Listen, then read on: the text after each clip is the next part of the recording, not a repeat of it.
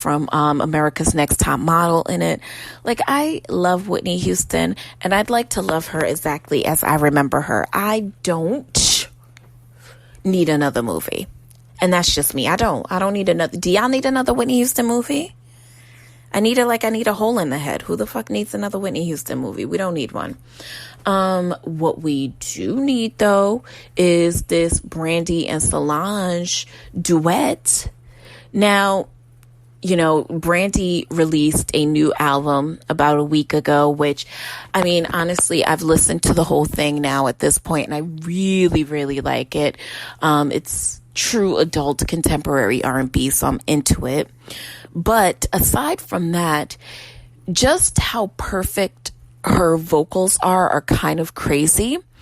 And when I listen to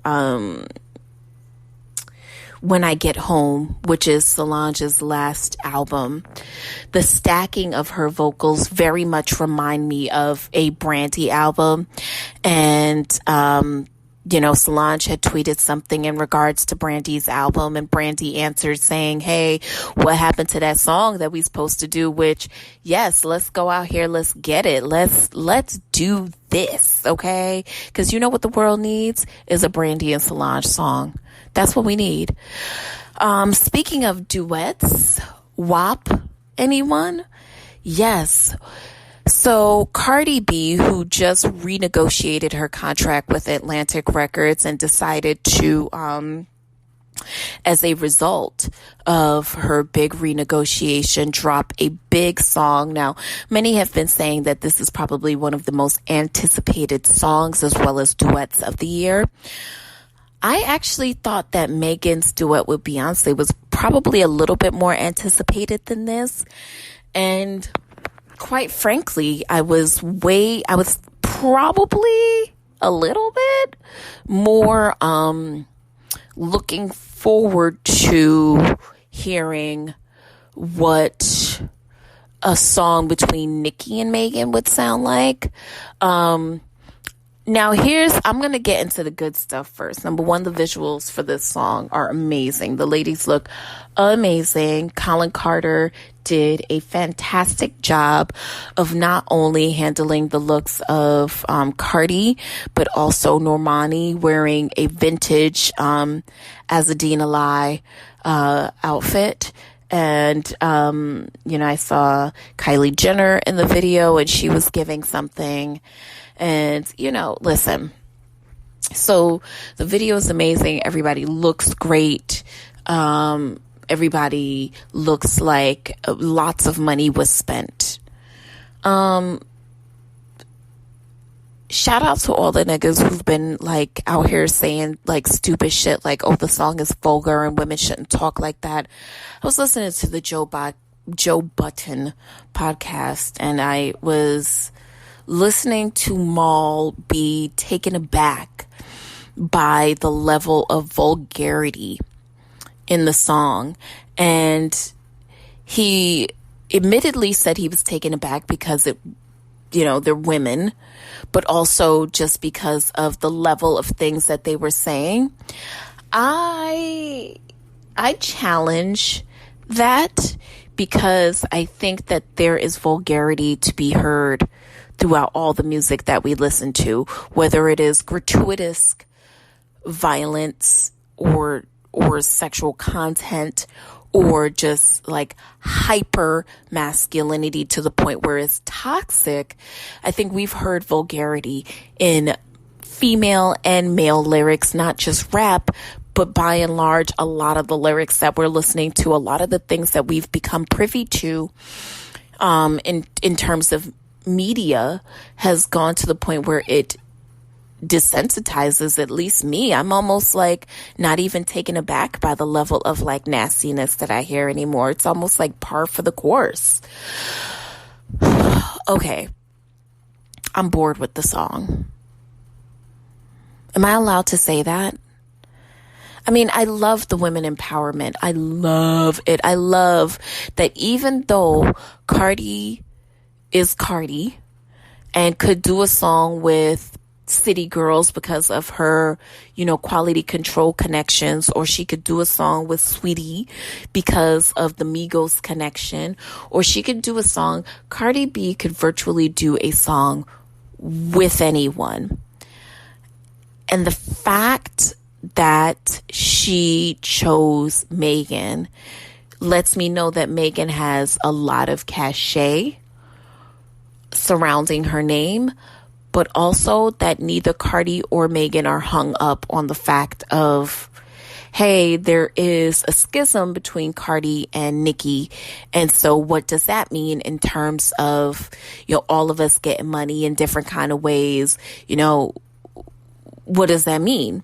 So I love that the ladies were able to work together, and it's nothing weird. And that's not anything because they're ladies, because that happens amongst the men too. But I do love that the ladies were able to work together. What I do hate is that, am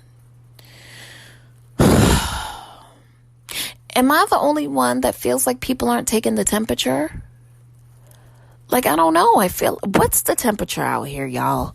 Like, are we over?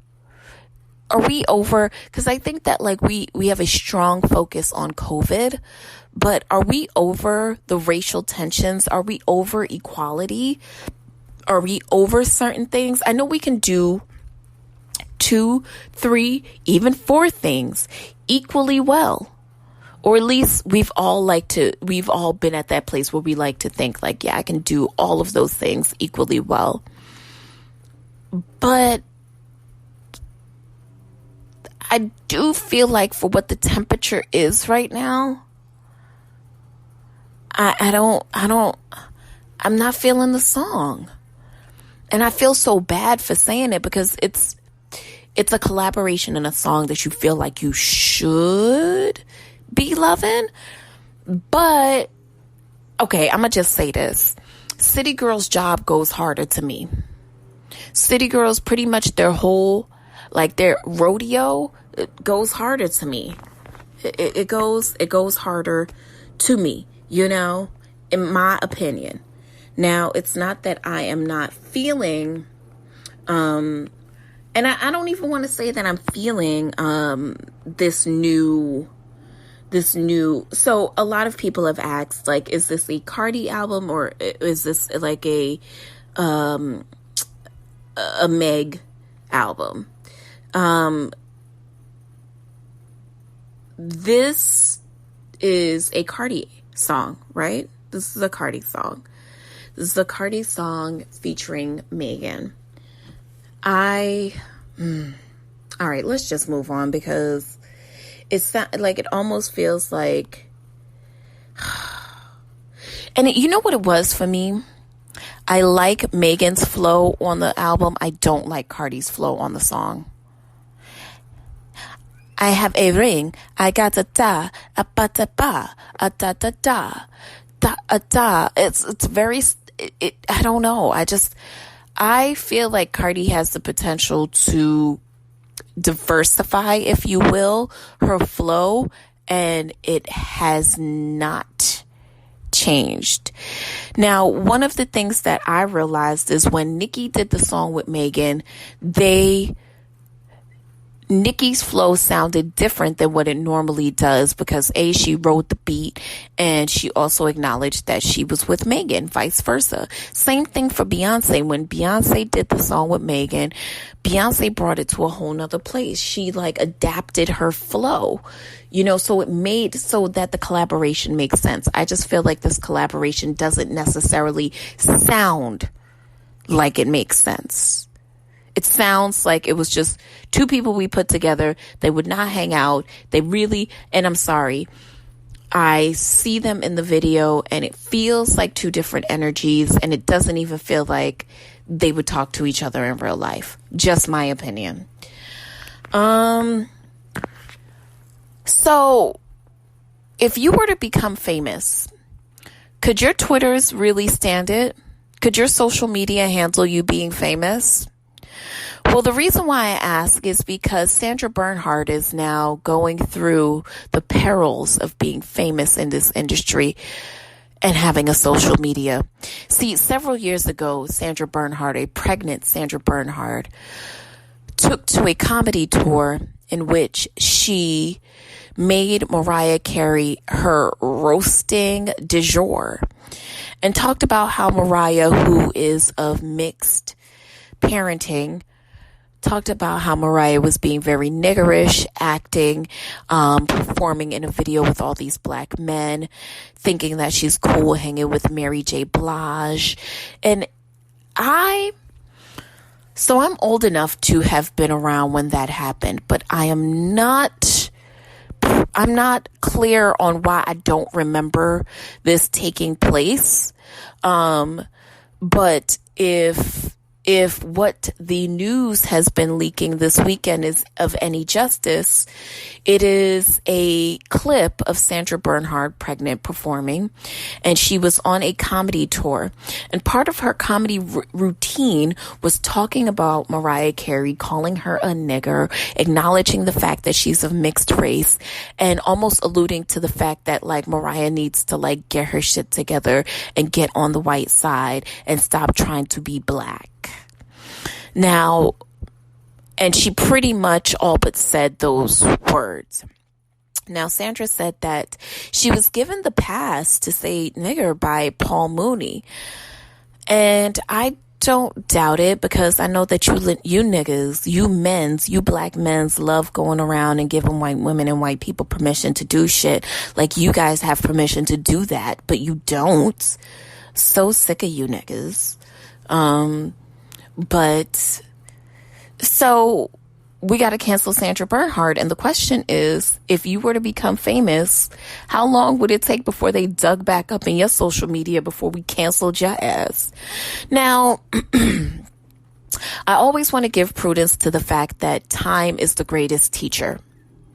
And so perhaps Sandra Bernhard learned her lesson. Perhaps she is not a racist hate monger anymore. Now, she was seen on an episode of Watch What Happens Live where she was asked about said comedy routine. And, you know, I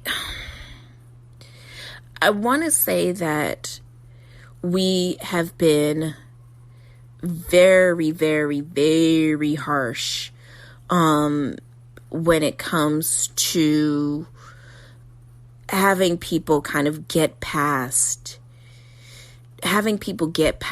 bad decisions for things that they've done.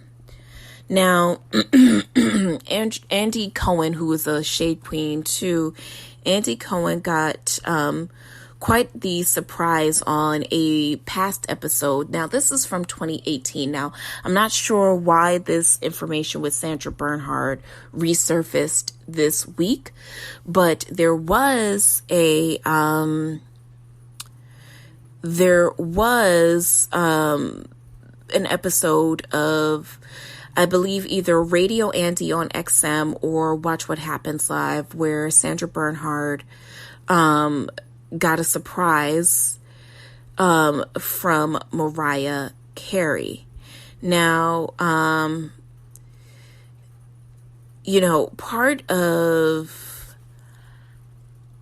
what's not clear to me is, you know, where Mariah Carey and Sandra Bernhard are right now. Sandra Bernhard basically said of the moment that she paid homage to Mariah Carey at the time. And I know she has since asked Mariah to quote unquote bury the hatchet, even going on to say that she adores Mariah, and that they had kind of talked through the infamous stand-up routine. Now, here's what she actually said about Mariah. Now she's trying to backtrack on our asses, getting real niggerish up in there at the Royalton Hotel suite with Puff Daddy and all the greasy chain-wearing black men. Oh yeah, Daddy, I got a little bit of black in me too. Whew. All right.